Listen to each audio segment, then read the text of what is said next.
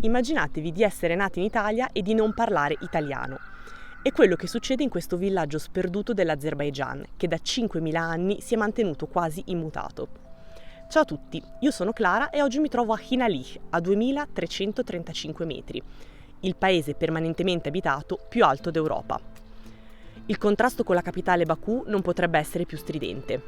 Lì è tutta un'altra storia.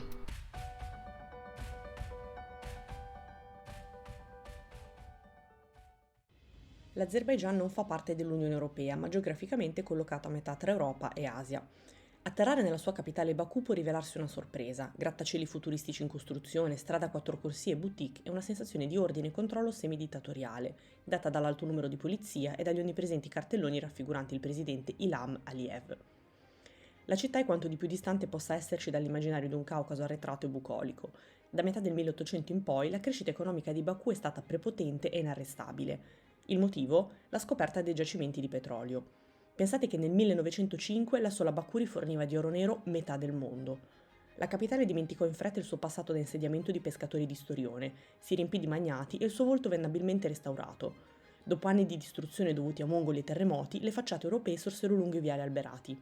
Secondo la leggenda, ciò fu dovuto all'invidia delle mogli. Lo scicco Busana aveva replicato per la sua sposa un palazzo di Venezia. Quando le altre donne vennero a saperlo, chiesero anche loro ai mariti di erigere edifici di stampo occidentale. Architetti italiani e francesi furono chiamati a raccolta, sorsero teatri, ospedali, molti soldi vennero donati in beneficenza per permettere ai ragazzi di studiare all'estero. Dal 1842 al 1920 la Black Baku diede vita alla Golden Age. E dal 1921? Forse avrete già immaginato la risposta. Unione Sovietica, collettivizzazioni, fuga dei miliardari. Oggi, a 100 anni di distanza, il 70% dei profitti del paese deriva dall'oil and gas e dai numerosi accordi internazionali per la loro esportazione. Quelli con l'Europa, a seguito della guerra con l'Ucraina, si sono moltiplicati. Il suolo è ricchissimo di metano, altamente infiammabile. Da qui il nome Azerbaigian, che significa protettore del fuoco, elemento venerato anche dagli zoroastriani, una religione di origine persiana. Il petrolio viene invece estratto dal Mar Caspio tramite piattaforme offshore di proprietà della governativa SOCAR, State Oil Company of Azerbaijan Republic. Nel Caspio si trova anche la più grande città petrolifera del mondo, Neft Dashlari, una colossale palafitta in grado di ospitare fino a 2000 lavoratori con scuole, negozi, persino una fabbrica di limonata. E nella città di Naftalan numerosi centri benessere propongono trattamenti a base di petrolio non raffinato. Si stima che nei prossimi 20-25 anni i giacimenti si esauriranno. Per questo il paese sta dando grande impulso al turismo. Un turismo che di recente si è esteso anche alle aree interne, ideali per il trekking. In queste zone si trovano numerosi villaggi di montagna isolati e anche se il wifi non manca, la differenza con Baku si vede e si sente. Un buon punto di partenza per l'esplorazione dell'Azerbaigian rurale è Hinalih, un borgo distante circa 4 ore di macchina dalla capitale e 20 km dal confine con la Russia. La strada si snoda tra venditori di mele e pomodori, attraversa cittadine sonnolente popolate da anziani con la coppola e inizia a salire inerpicandosi tra piazzole di sosta per arrostire spiedini di carne. Tossendo e arrancando, la macchina sorpassa greggi di pecore, valli e rocce strapiombo ed entra nel Parco Nazionale dello Shadag, nel Caucaso Maggiore. Ecco Hinalih, appollaiata sulla cima di un'altura, con case in pietra che sembrano sfidare la gravità. Qui le galline e i tacchini razzolano pigramente sui ripidi sentieri, senza timore di entrare nelle abitazioni, i ritmi sono lenti e le pecore spadroneggiano. Nel villaggio ci sono circa 380 case e 2000 persone, che secondo i racconti discendono da Yafet, uno dei 3 figli di Noè, arrivato dopo il diluvio. Leggenda o no, la presenza di fossili testimonia che una volta questa zona si trovasse sotto il mare. Il paese è rimasto praticamente ignorato fino al 2006, anno in cui, in occasione di una visita del presidente, venne realizzata la strada asfaltata. A causa dell'isolamento, a Hinalih si parla tuttora una lingua unica che non si trova in nessuna parte non solo del mondo, ma neanche dell'Azerbaigian, il Kesh o Keshmiz. Per questo a scuola vengono insegnati azero e inglese. Rahmat, proprietario della guest house in cui ho soggiornato, ci racconta qualcosa in più su questo dialetto e sul suo villaggio. Welcome to Hinalih is Kitch language. Hoş geldiniz Kitch. Hoş geldiniz Kitch. Azeri language, hoş gelmişsiniz Hınalığa. Job is shepherd and shepherd. Oh, winter time in the no like. Winter time very cold here. Winter time very bad in the road and snow and mountain snow very cold. Outside maybe 1 hour, 2 hour. Every day stay home. Family have one room stage Every day pay wood at the fire and start winter time October and finish mais.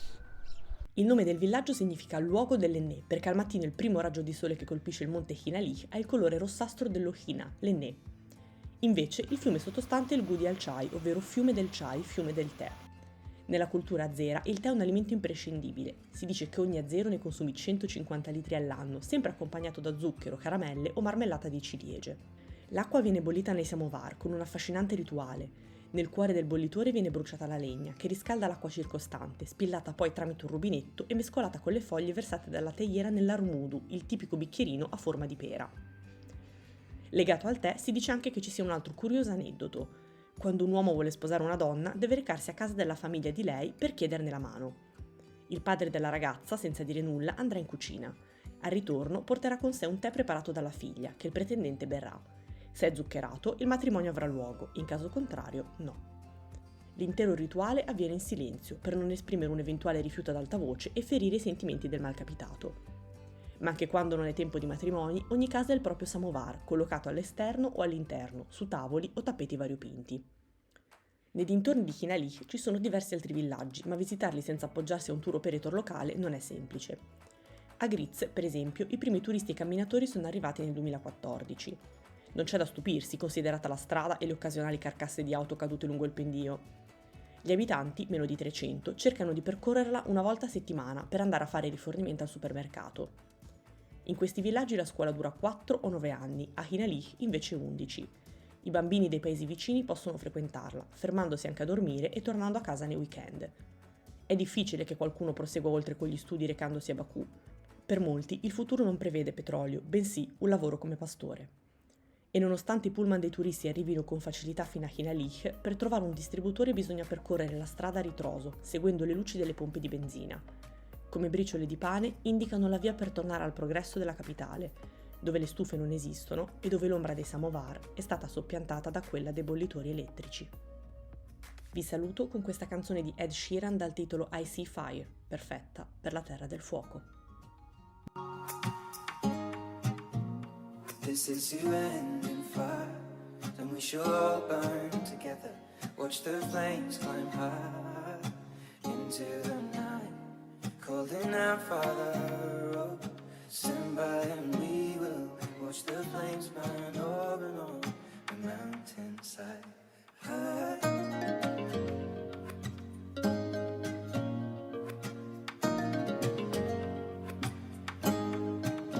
And if we should die tonight, we should all die together. Raise a glass of wine for the last time, holding out Father, oh, prepare as we will watch the flames burn over and on the mountainside. Desolation comes upon the sky. Now I see fire inside the mountain. I see fire.